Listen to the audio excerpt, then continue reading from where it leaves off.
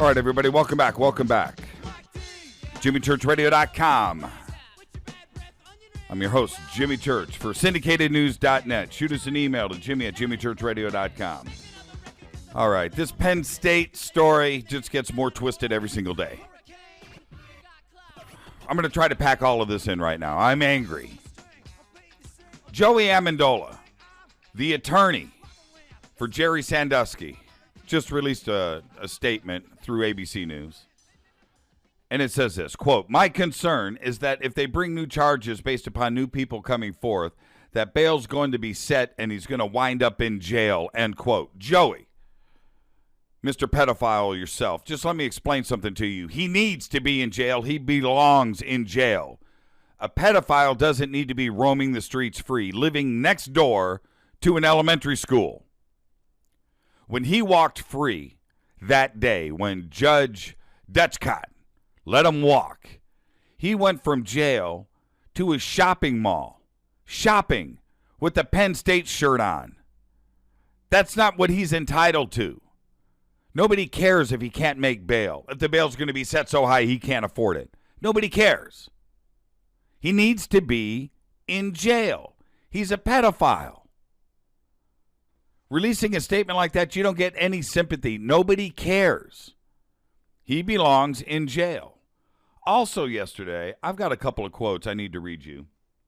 And this comes from the former head of security at Penn State University. Her name is Vicky Traponi. And Vicky sent a letter in 2005 to Graham Spanier about Joe Paterno and the way he was handling discipline with his football program. Now, it's not the football program that I'm concerned about here in her statement.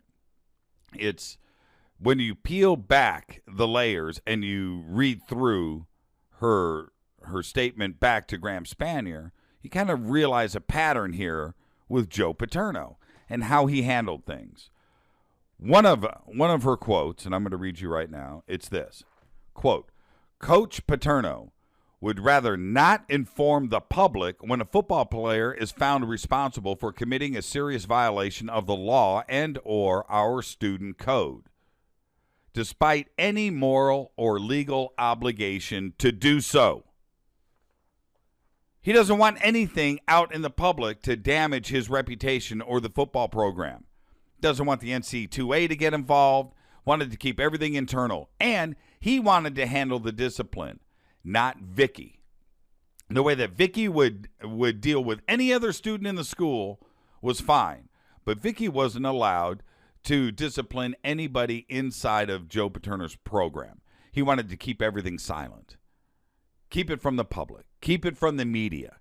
And that's exactly the problem that we have here now with Jerry Sandusky and how that was handled. I need to make that perfectly clear with everybody. Also, the other thing that happened yesterday, the Pennsylvania Child Protective Services now has 2 cases they're going to investigate that have just surfaced with children under the age of 18. They're trying to do the right thing now.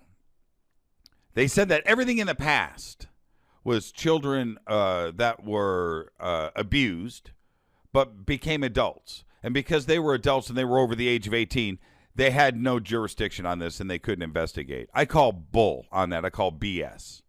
But now they're backpedaling and now they're trying to do the right thing now with these 2 new cases.